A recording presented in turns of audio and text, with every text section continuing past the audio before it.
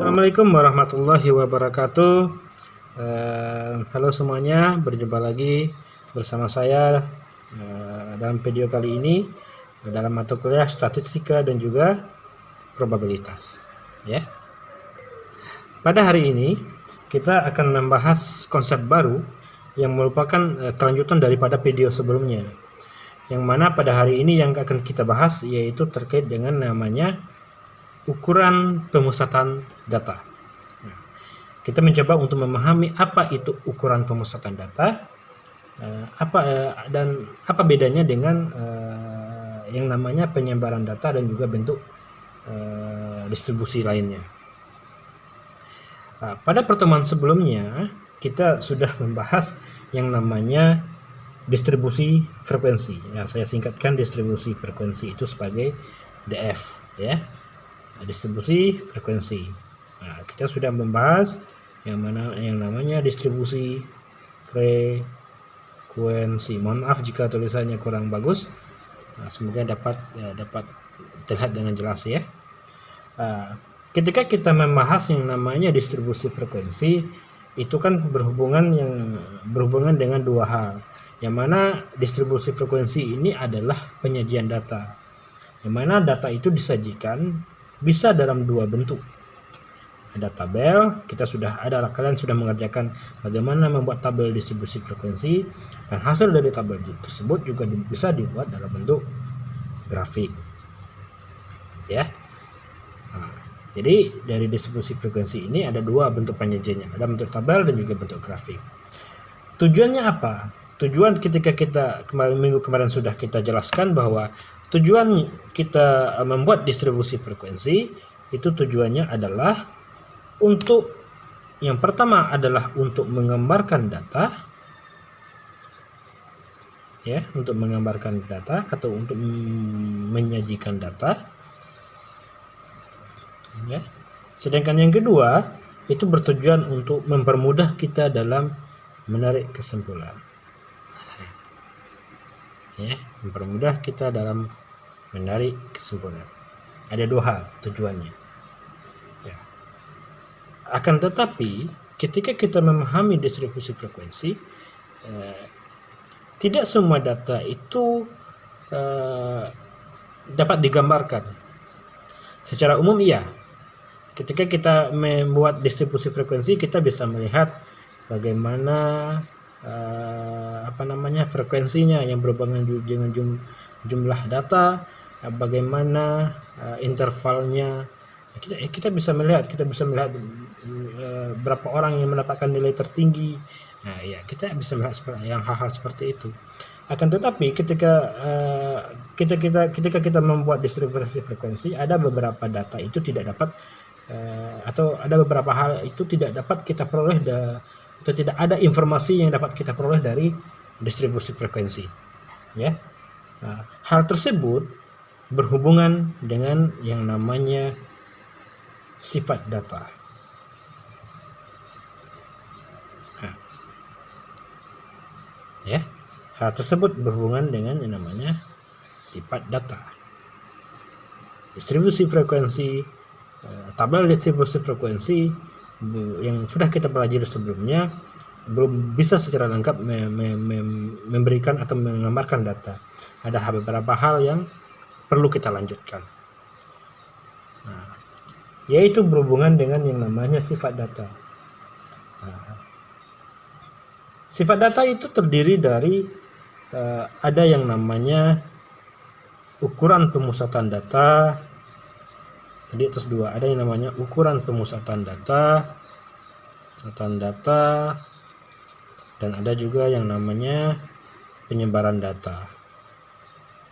Ya, ini fokus utamanya ini, penyebaran data. Nah, pada hari ini kita akan mencoba membahas yang namanya ukuran pemusatan data. Ya, kita ingin melihat apa itu ukuran pemusatan data. Selanjutnya kita ingin melihat atau memahami ukuran pemusatan data itu terdiri dari apa saja dan bagaimana untuk mencari data-data atau mencari informasi atau menarik kesimpulan dengan menggunakan konsep ukuran pemusatan data. Selanjutnya kita masuk ke ukuran pemusatan data. Apa itu ukuran pemusatan data? Ukuran pemusatan data itu secara definisi merupakan nilai yang mewakili suatu kumpulan data, ya, dan menunjukkan karakteristik dari data. Nah, ingat, ukuran pemusatan data ini adalah nilai yang mewakili, ya, yang mewakili kumpulan data. Ada sekumpulan data, ada nilainya adalah nilai tunggal. Nilai tunggal bisa kita sebut sebagai nilai tunggal. Nilai tunggal, seperti itu. Nilai tunggal yang mewakili suatu kumpulan data dan menunjukkan karakteristik daripada data itu sendiri. Nah, yang termasuk dalam ukuran pemusatan data itu ada 3 hal. Ada yang namanya median. Yang pertama ada yang namanya mean. Ya. Atau dalam bahasa sederhananya disebut dengan rata-rata. Ya, ada juga yang namanya median atau disebut sebagai nilai tengah.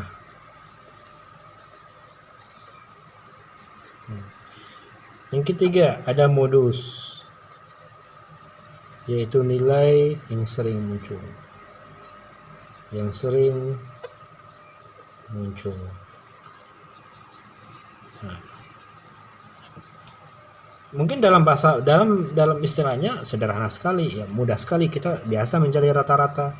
Kita bisa dengan mudah apabila kita memiliki data, kita dengan mudah menentukan nilai tengahnya.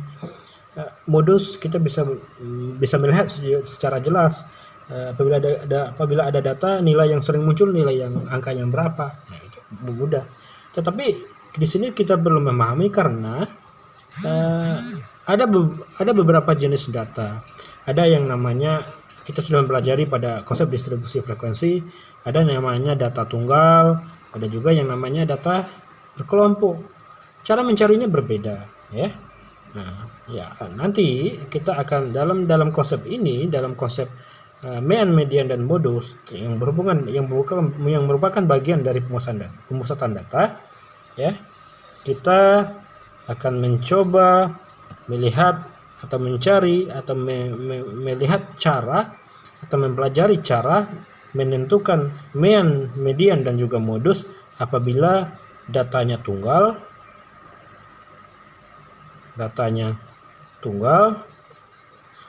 dan juga apabila datanya tunggal dan juga apabila datanya berkelompok. Nah, maaf ya kalau tulisannya kurang bagus. Nah, bila datanya berkelompok. Nah, kita akan melihat 2 hal ini. Nah, sekali lagi selanjutnya perlu diingat kembali bahwa yang namanya ukuran pemusatan data yang berhubungan dengan rata-rata, mean atau disebut dengan mean atau median dan juga modus itu caranya berbeda apabila datanya tunggal dan juga apabila datanya berkelompok. Nah, kita sudah mempelajari bahwa kalau data tunggal kan bentuknya seperti ini, kalau kita buatkan dalam bentuk distribusi frekuensi. Yang namanya data tunggal, misalkan ada data 80, 70, 60, frekuensi segini. Kalau data berkelompok dia ada intervalnya, ada kelasnya. Nah, 81 sampai 90, ada 71 sampai 80, 61 sampai 70. Apabila bentuk datanya seperti ini, itu untuk mencari mean, median, dan modusnya berbeda. Nah, oleh sebab itu nanti pada video selanjutnya kita akan mencoba mempelajari bagaimana mencari mean, median, dan juga modus apabila datanya tunggal, dan juga bagaimana mencari mean, median, dan modus apabila datanya berkelompok. Ya, cukup untuk video ini. Lanjut ke video yang selanjutnya. Tonton video selanjutnya, kita akan menjelaskan bagaimana cara mencari mean, median, dan modus pada data tunggal dan juga data berkelompok. Terima kasih banyak.